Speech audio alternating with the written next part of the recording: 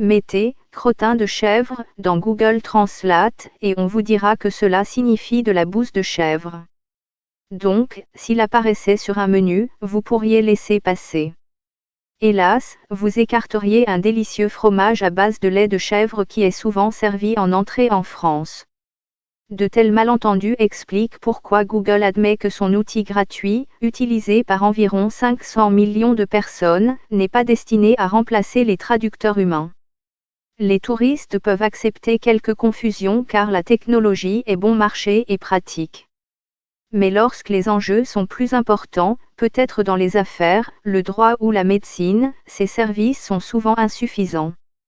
L'utilisation de Google Translate peut entraîner de graves erreurs, en particulier lorsque les mots ont plusieurs significations, ce qui est souvent le cas dans des domaines tels que le droit ou l'ingénierie, explique Samantha Langley, une ancienne avocate qui est maintenant une avocate francophone agréée par le tribunal. Traductrice juridique anglaise basée à Méribel, France. Cela ne veut pas dire que les traducteurs professionnels n'utilisent pas d'outils de traduction assistés par ordinateur, TAO. Des applications plus sophistiquées peuvent les aider à vite évacuer la lourde tâche des traductions répétitives.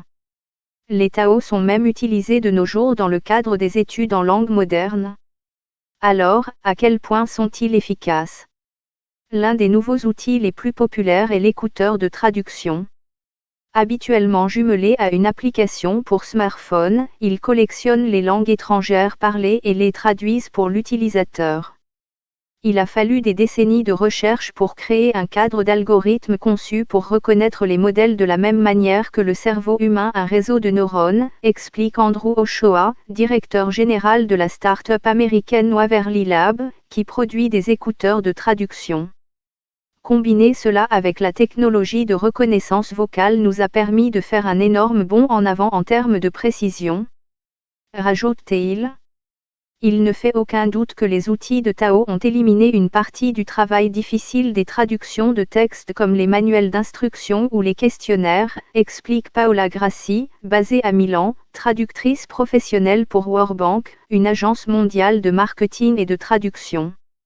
Le contenu de l'enquête est parmi les plus répétitifs et un bon outil de TAO peut accélérer considérablement le processus, dit-elle. Pour les réunions et les conférences, les traducteurs portables comme Waverly sont sans aucun doute populaires. Mais même cette technologie de nouvelle génération, qui combine des réseaux de neurones de reconnaissance vocale et des moteurs de traduction basés sur Internet, a ses limites. Les utilisateurs doivent attendre au moins quelques secondes pour qu'une phrase soit traduite, ou plus si la connexion Internet est mauvaise. La technologie de traduction est sans aucun doute un outil utile pour certains contenus tels que les manuels, explique Z.E.Y. Cooper, directeur de la marque et du contenu chez Workbank. Mais si vous voulez créer une relation avec le lecteur, vous avez besoin d'un traducteur humain pour le rendre naturel et capturer le sentiment, ce qui implique souvent de restructurer complètement une phrase. Je crois que les outils de TAO entravent la créativité, explique Antonio Navarro Goesa LV, traducteur anglais-espagnol basé à Alicante, en Espagne. Si l'outil vous montre une correspondance de traduction partielle, je trouve qu'il est en fait plus difficile de supprimer une partie de la phrase et de la reconstruire que de simplement créer quelque chose à partir de zéro. Quand il s'agit d'exprimer des émotions et des intonations, nous avons besoin d'une analyse des sentiments, qui n'existe pas encore mais pourrait bien l'être dans 10 ans, dit-il. Au Royaume-Uni, environ 15% des emplois publiés sur le site de recrutement Reed demandent une langue étrangère. Une nouvelle recherche de l'American Council on the Teaching of Foreign Language, enseignement des langues étrangères, montre que 75% des entreprises manufacturières ont besoin d'employés aux compétences linguistiques diverses. Une analyse récente de la BBC a révélé une baisse de jusqu'à 50% de l'apprentissage des langues étrangères dans les écoles secondaires depuis 2013.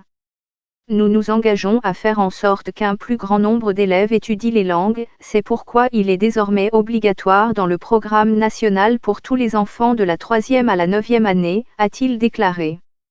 Il existe encore de nombreuses opportunités pour les diplômés en langue, à la fois en traduction spécialisée et en marketing mondial, a-t-elle déclaré. Et même si vous n'utilisez pas votre langue de manière professionnelle, elle présente d'autres avantages. Comment pouvez-vous connaître un pays et embrasser la culture si vous ne parlez pas la langue, dit Madame Cooper.